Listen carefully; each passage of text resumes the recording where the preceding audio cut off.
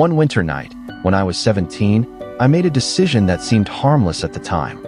I wanted to see the part of the internet everyone warned me about. I had been hearing people talk about the deep web for weeks.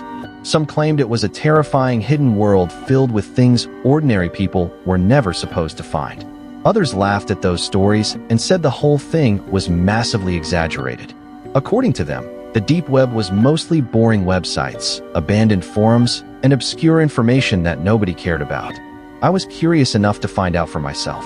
I remember sitting at my computer that winter night, probably more excited than nervous. The room was quiet, the kind of quiet where you could hear the faint hum of the laptop and the occasional sound from somewhere outside. I had no idea that within a few hours, I would be staring at something that would make me cover my own webcam with a piece of paper.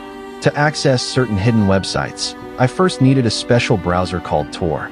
I downloaded it and installed it, then opened it without really knowing what I was supposed to do next.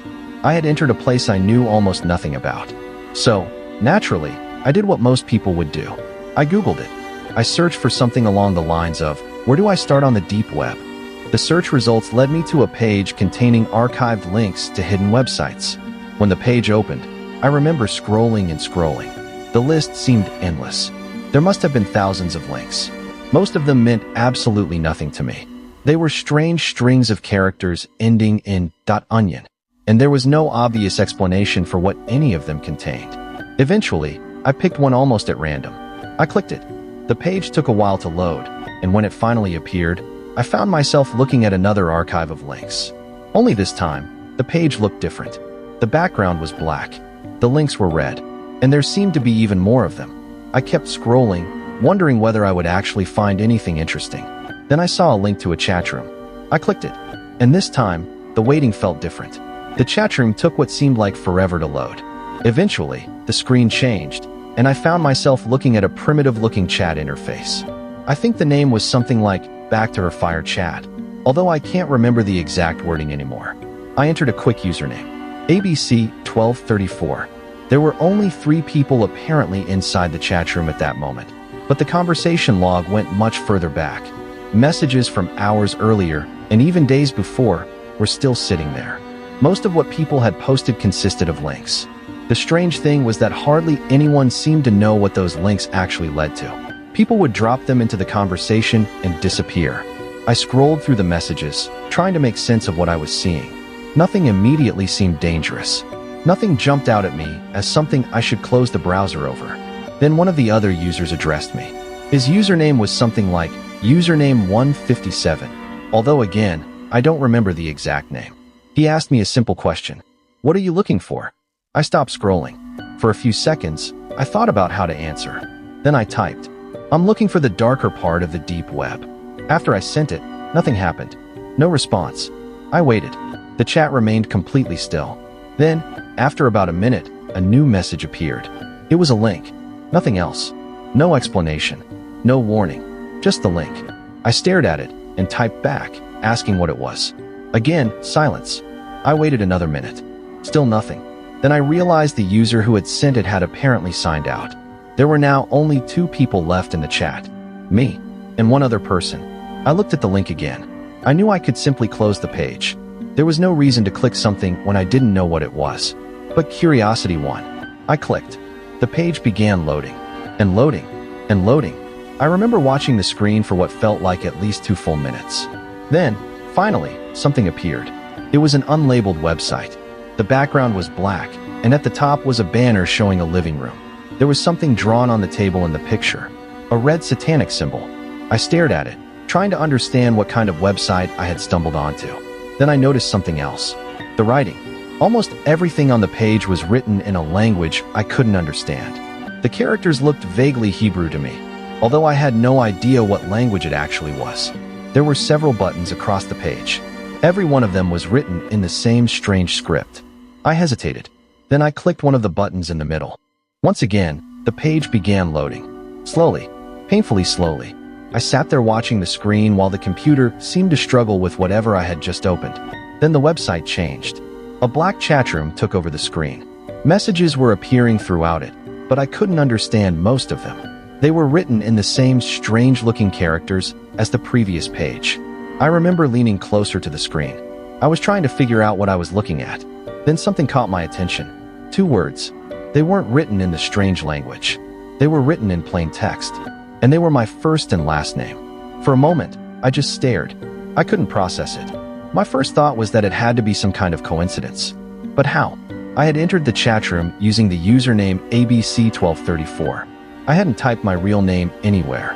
I hadn't introduced myself. There was nothing obvious on the page connecting that username to me.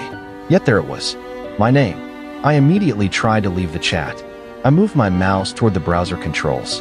The cursor moved, but slowly. Then it stopped. I clicked again. Nothing. The mouse began lagging badly. I tried to close the window. Nothing happened. And then the other user in the chat room posted a picture. My face was on the screen. I froze. It wasn't an old picture. It wasn't a photograph I had uploaded somewhere. It was clearly taken through my webcam. It showed me sitting there in front of the computer. I could see my own horrified expression. Before I could even react, another image appeared. Then another. Then another. They were almost identical. My face. My room. My computer. The same moment, captured over and over again. It was like someone was watching me through the camera and taking screenshots frame by frame. I moved backward from the laptop. My heart was pounding so hard that I could feel it in my chest. I tried the mouse again. Nothing. I tried clicking outside the browser. Nothing. The computer was effectively frozen. More messages continued appearing in the chat room. I couldn't read them. They kept coming. And between them, more photographs of my face appeared. The realization finally became impossible to ignore. Someone, or something on the other end of that chat, could see me. Not just my screen. Me. Right then. Right there. I remember trying to think of what to do next. My first instinct was to close the laptop. I reached for the controls and tried everything I could think of, but the computer wasn't responding normally. The mouse barely moved, and every click seemed delayed. Then came the error sound. That familiar computer notification repeated as I desperately tried to shut everything down. Another message appeared. I couldn't read it. Then another, and another photograph. My face appeared again. The images kept coming. I was no longer curious about the website. I didn't care what the deep web was supposed to contain. I didn't care who had sent me the link. I just wanted the computer off. I pressed the laptop's power button. Nothing happened. I held it down. Still nothing. The screen remained on. The chat room was still there. The messages were still appearing. And the pictures of my face continued filling the screen. I kept my finger pressed against the power button. 5 seconds. 6. 7. I don't remember exactly how long it took, but it felt much longer than it should have. Finally, the laptop shut down.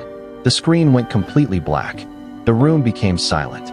For a few seconds, I didn't move. I was still sitting there, staring at my reflection in the dark screen. My heart was racing. I had goosebumps covering my arms. The most frightening part wasn't even the strange website anymore. It was the question I couldn't answer. How had they gotten access to my webcam? Had the website somehow activated it? Had someone been watching me before I ever clicked that link? Had the pictures been taken only after I entered the chat room? Or had somebody already been watching? I didn't know, and I wasn't about to turn the computer back on to find out. I left the laptop completely powered off. Not for an hour. Not for a few minutes. For 12 hours. I didn't touch it.